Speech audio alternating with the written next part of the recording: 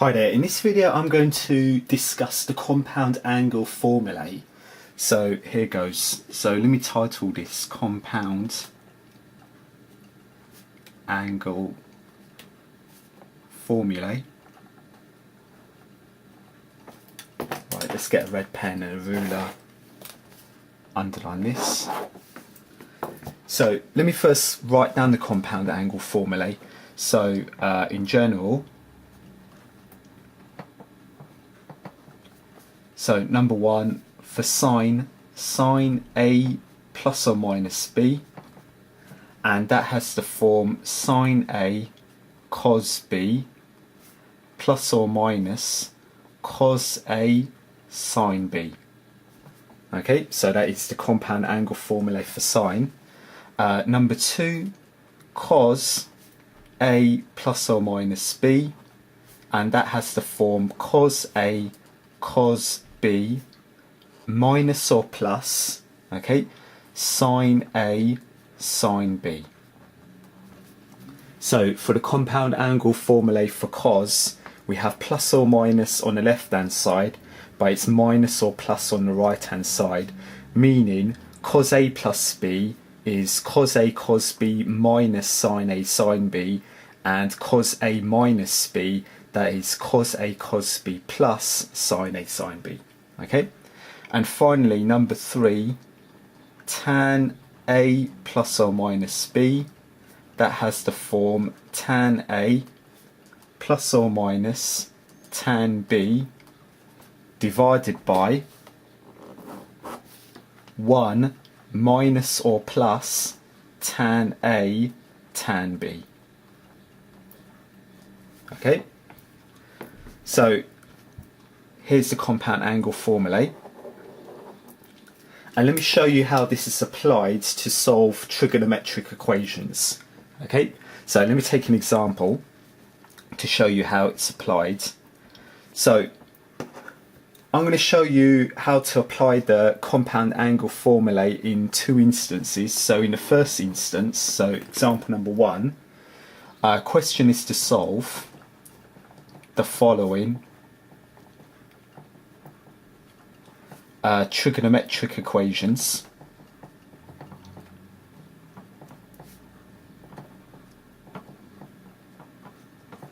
And the range for the x values, so the x values that we're going to be calculating should lie between 0 and 360 degrees.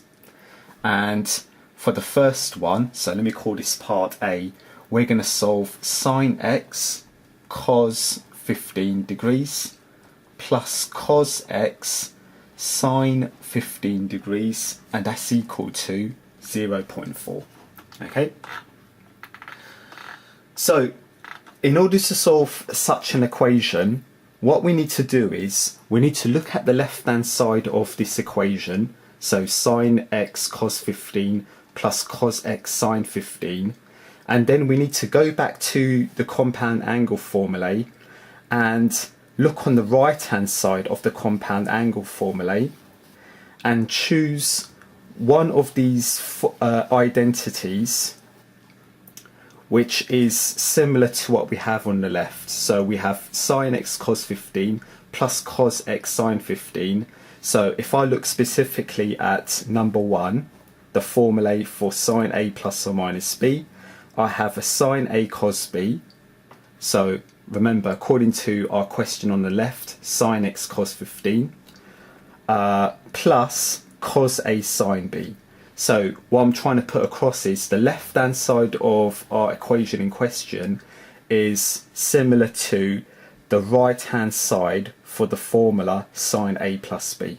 Okay, so we can, in other words, rewrite the left hand side using the compound angle formula for sine A plus B. So we can rewrite that as, okay, so let me just make a note, a side calculation.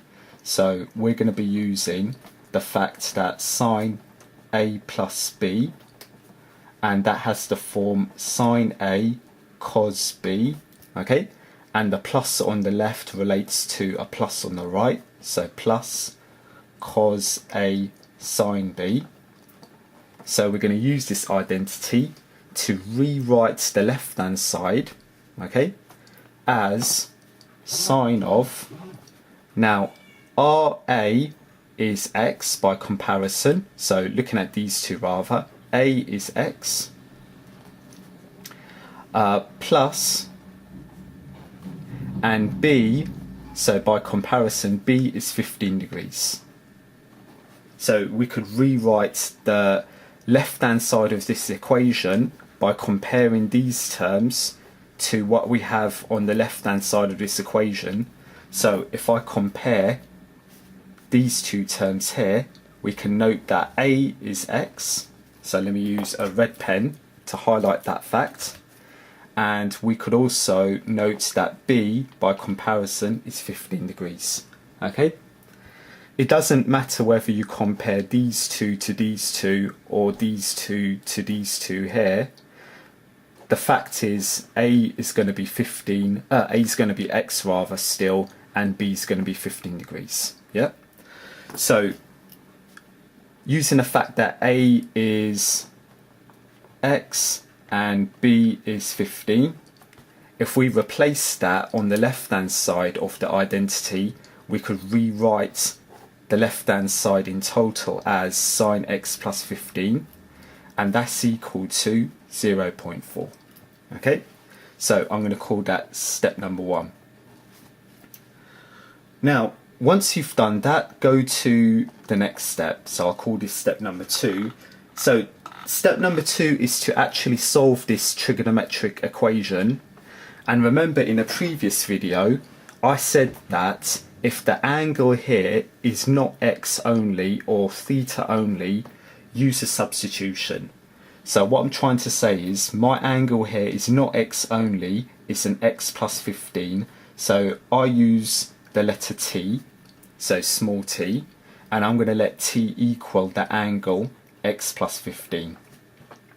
So by doing this, this equation above becomes sine of x plus 15 is t, and that's equal to 0.4 on the right. Okay, so we can solve this equation. So over here we have a plus 0.4, so sine t is positive. So we need to know that in order to determine where to plot the angle on our cast diagram. Okay, and if we calculate the principal value t, so if we calculate the inverse sine of 0.4, let's see what we're going to have. So I think a calculator is in order.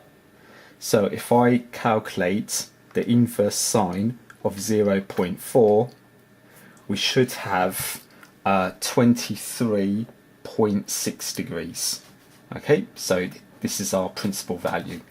Okay, so once you have your principal value, let's work out the values for t. So let's work out the t angles. Okay, so we'll work out the t angles first, and once we have all of our t angles, then we'll use this substitution to work out the x values, and we'll work out the x values between 360 and 0. Okay, so t angles first. So let me continue on the reverse. So in this case, t is 23.6, that's our principal value, and also, not forgettingly, we need to plot that angle where sine is positive. So cast diagram time. So let me draw a cast diagram. Let me label the quadrants. So let's include some quadrants. So A, S, T and C. Okay, and we need to plot, remember, 23.6. So sine is positive in the first and second quadrants, and just a rough indication of the angle, 23.6. So remember, when measuring your angle, you always measure it from the horizontal. Okay, so always measure from the horizontal. So in quadrant number 1, 23.6 from the horizontal is represented by this line in quadrant number 1, And in quadrant number 2, 23.6 from the horizontal. Here's a rough indication of the angle in quadrant number 2, okay, in the sine quadrant. So when measuring the solutions themselves, we always measure them from this initial line. So remember, we call this line the initial line. So, and bearing in mind, these are the T angles. So the first T angle from the initial line in the anti-clockwise direction, because we're measuring positive angles. So remember, positive angles measured from the initial line in the anti-clockwise direction. Negative angles are measured from the initial line in the clockwise direction. So the first positive angle for T, so I'll call this T1, that's 23.6 degrees. Okay, and another one from the initial line until you hit this line here. So that angle I'm calling T2, that is 180 minus 23.6 degrees. Okay. So, and if you calculate that, 180 minus 23.6 is 156.4 degrees. Okay. Now, bearing in mind, these are the T angles, and to work out X, we need to go back to the substitution. And remember, we need to subtract 15 degrees from our T angles to work out the corresponding X angles. Okay. So what I'm trying to say is, just to be on the safe side, work out one more T angle. So one more will be, so if I take this green pen, just to make it clearer, from this initial line, right round until you hit that first line again. Okay, so one more, T3, I'll call it, that will be 360. So that is one revolution from the initial line, so 360, plus this angle of 23.6. Okay, so 360 plus 23.6, so in this case, when you calculate that, you're going to get 383.6. Okay, I've worked that out just to be on the safe side, okay, so that when you apply your, when you calculate your X angles eventually, sometimes it might be the case that that angle for X will be within the range given, and supposing if it isn't, you could always cross it out. Okay, so let me just keep that angle there for T just to be on the safe side. So, and that is step number 2, and in the final step, step number 3, to work out the X angles, we go back to the substitution. So since T is equal to X plus 15, so to work out our X angles, when we rearrange, it will be T minus 15 degrees. So let's see what happens when T1 is 23.6 degrees. So in this case, X1 will be T1 minus 15 degrees. T1 is 23.6 minus 15 degrees. So if you calculate that, you're going to get 8.6 degrees. So that is your first solution for T.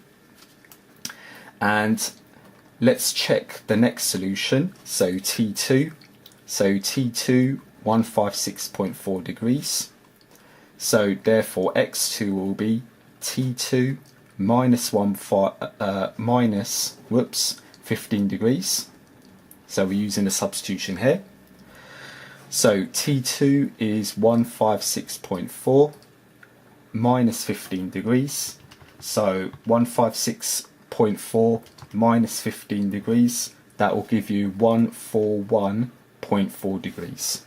Okay. Now, looking at this angle over here, T3 is 383.6 degrees, and if you subtract 15 degrees, it will be beyond our range. So that angle X will be beyond our range. Our range stretches to 360 degrees inclusive. So I'm not going to calculate that X value or that X angle. Okay, so all in all, we only have two solutions for x. Okay, so that is one example of how the compound angle formulae is applied. Okay, and here are the steps involved. Okay, so have a look at the steps, and I've used the cast diagram in order to help me calculate the solutions. Okay, now let me show you another instance whereby you can apply the compound angle formulae to solve trigonometric equations. So that was part A. Let me go with a part B. Okay, and let me start this. So this is another instance whereby a compound angle formula can be used to solve trigonometric equations. Okay, so same range, so same question. We need to work out the solutions or the angles for x between 0 and 360 degrees inclusive, and the equation now is cos x minus 45 degrees, and that is equal to 1 over root 3 cos x.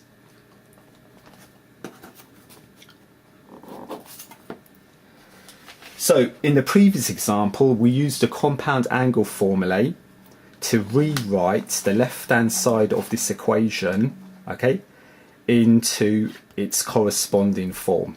Okay, now over here we're going to use the compound angle formulae to rewrite cos x minus 45. So in other words, we're using one of the compound angle formulae in another instance.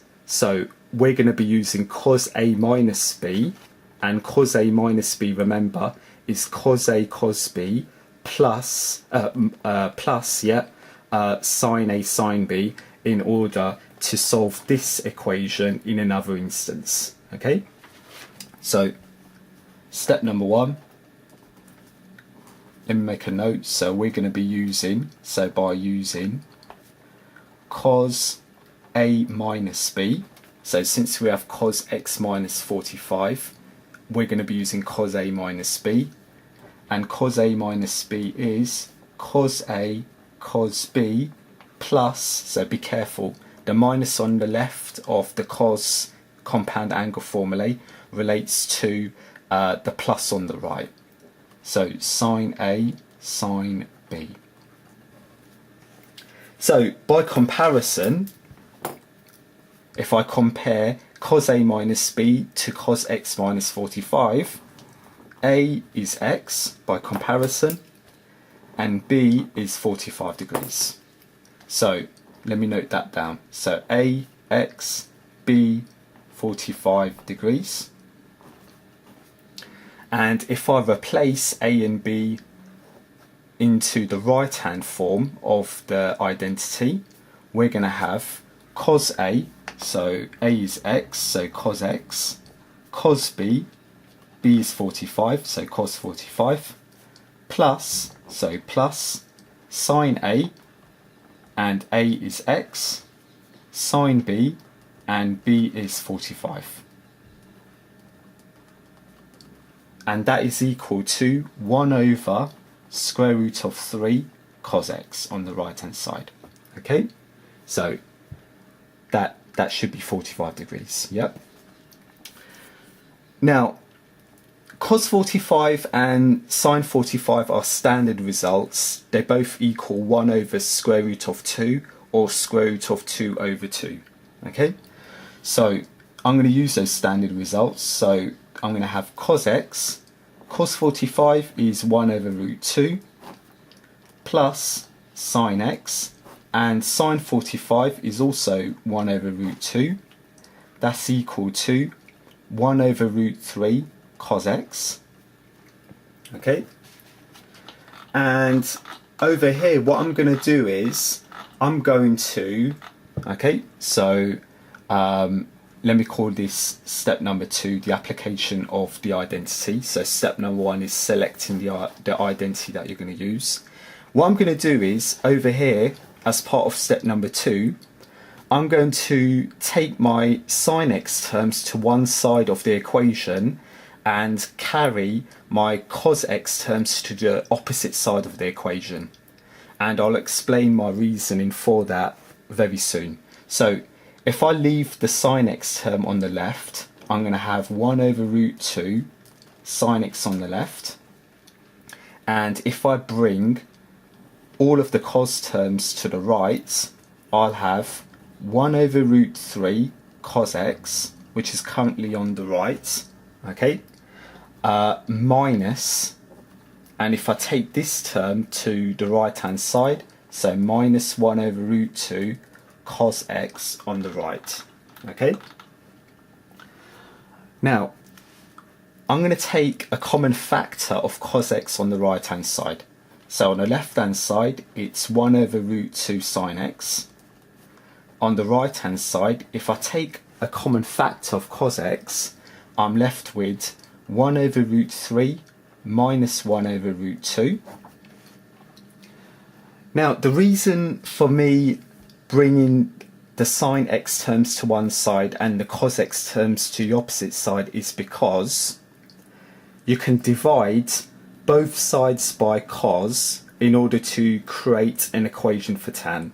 Okay, so if you have sine of an angle on the left hand side and cos of the same angle on the right hand side, if you divide by cos of that angle, sine over cos, remember, is tan.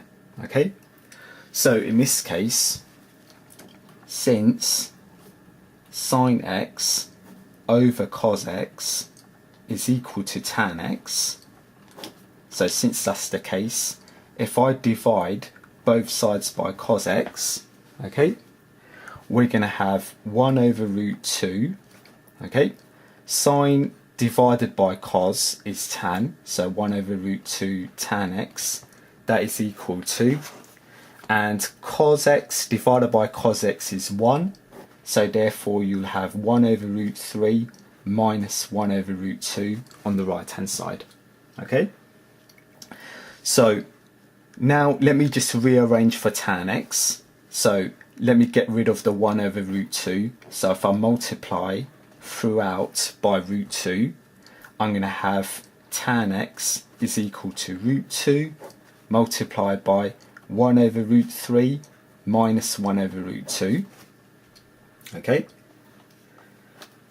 so now we have a trigonometric equation to solve, so we're familiar now in terms of solving this trigonometric equation. Okay, so that completes step number 2. Let's start step number 3, so I'll call it step number 3. Now, over here, if you calculate this value, okay, and if you're struggling, you can use your calculator. So if you calculate this value and check it with your calculator, that answer on the right hand side should be less than 0.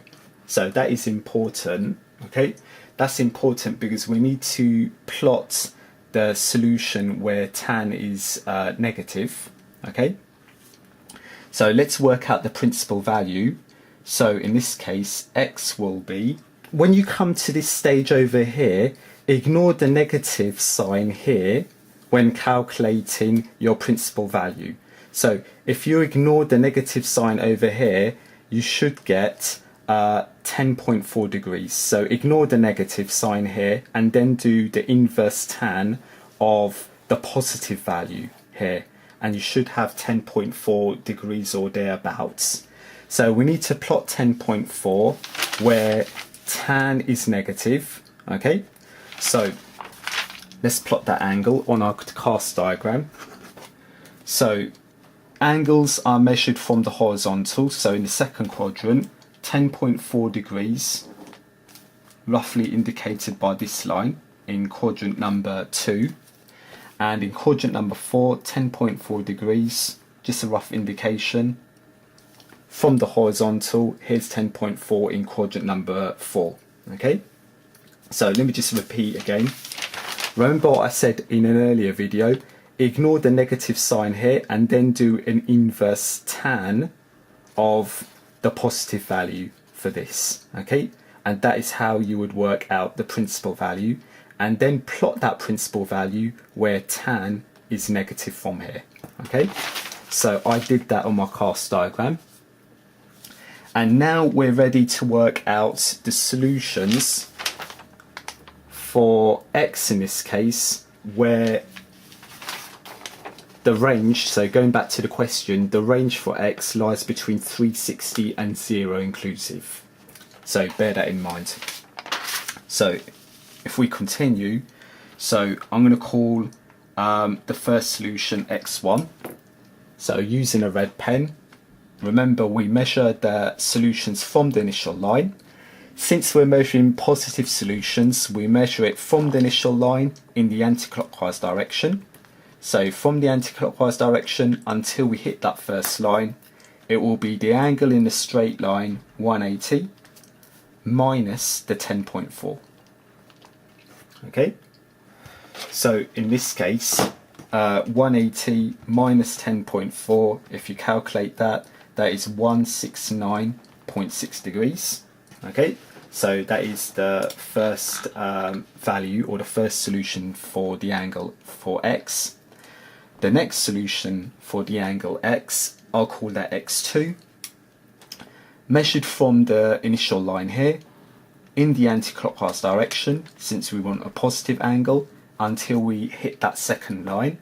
So one revolution from the initial line is 360 minus 10.4. Okay, and 360 minus 10.4 is 349.6 degrees. Okay, so looking at the range for this question, x is an angle lying between 0 and 360 degrees. So for this problem, all in all, we have two solutions for x, okay, in this case.